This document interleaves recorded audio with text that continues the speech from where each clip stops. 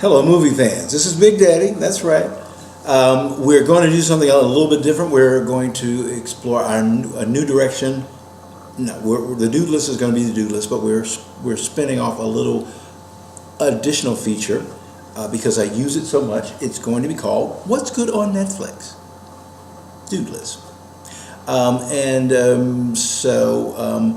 What we're going to do is once or twice a week come on and tell you what great dude movie is available on Netflix for the low price of, what am I paying now, $7.99, or do I have the extended thing?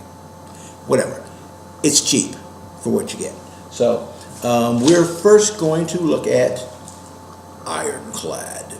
Now, it's not what you think. It's not going to be Civil War boats bumping into each other and shoot. No, it's not that. It's men in chainmail and iron banging each other side the head and chopping off. Yes, it's that kind of movie. So, Ironclad is set toward the end of King John's reign. King John, in case you're not a history freak, was one of the worst kings in English history. So many things have been created on him, but the most famous that comes to everybody's mind immediately during King John's reign is when he was still a prince, and his big brother was King Richard the Lionheart, was off in the Holy Land, murdering Muslims. Prince John got to sit on the throne and just show his ass, in some cases literally, by robbing the people blind, abuse of taxes. Oh yeah, he had a whole big thing about the wives of noblemen, which was just not done. I mean, it was one thing to be a philanderer with the girls around the castle that you more or less own, but you just can't go over to the baron who brings arms and soldiers to you and boink his wife, unless the baron's into that sort of thing. But generally, no. John was a horrible guy. I digress so much. I'm sorry. Back on track. Ironclad. Right after he was forced to sign the Magna Carta at Runnymede, John didn't do what he agreed to. Big surprise. He was not a man of honor.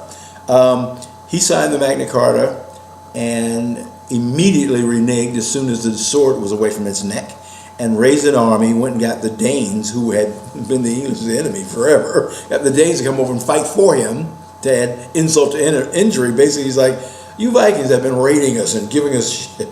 Come over here now, work for me, and beat my own people down for me. So he brings the Danes over, and another civil war starts. So, this story starts right about there. And essentially what we got here is the Magnificent Seven in chainmail. And I'm not denigrating the movie about that. I'm just saying that's the genre we're working with. And to go further, go back to the original source material, Akira Kurosawa's Seven Samurai, which so many movies have taken from that, everything from the Magnificent Seven to Star Wars. So that's what happens here. The Baron goes out and he raises this select group of men to hold down this strategic keep, and they select 7 guys, and one of them is one of these badasses, and they're all badasses. One is a Templar knight. They're basically warrior monks. They're priests that fight. It's a Jesuit with a 45. Okay, so and these guys are highly trained. They're like the shock troops. They're the SEAL team of that time. They got this Jesuit who's having problems with his faith, and these other 6 guys, and they go to this keep and try to hold it. And John shows up with his entire Danish army and storms it, and they got to hold it for months. So the short version of this, and I'm going a long way to make it a short version, is that the fight scenes are spectacular.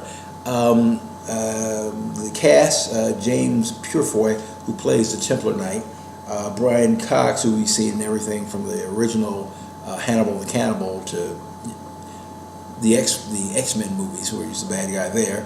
And Derek Jacobi, who first time I saw him was in I, Claudius in PBS when I was a kid. And Charles Dance, who is the head of the Lannister family on HBO's amazing series. Oh my God, I'm having a brain fart. And I have read all the books. Old man thing, keep it moving. You know what I'm talking about.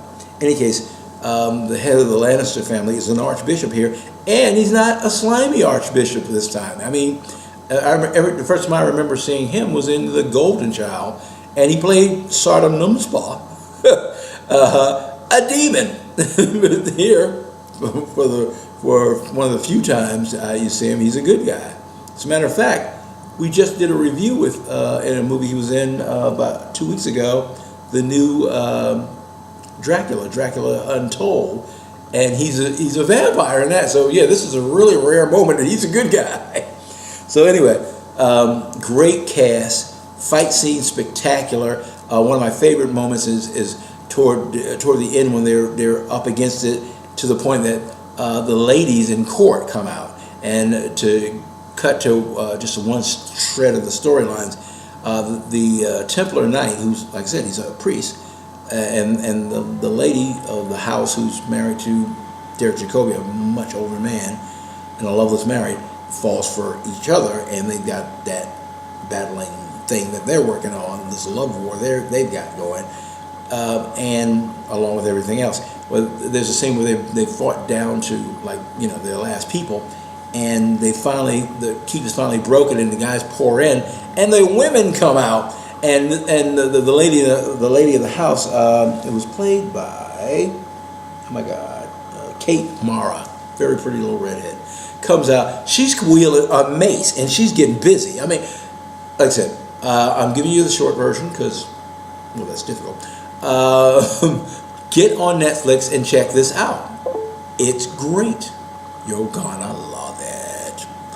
Dudeless, hey, before I let you go, I always forget to plug myself. Right here, there's a red button. It says subscribe. Click on that. We need butts in seats. I know you're watching. Click on. All right? Oh, and go to Kindle and buy my book, Little Rascals in the Hood, L.A. McNeil. Little Rascals in the Hood. You'll love it. Bye-bye.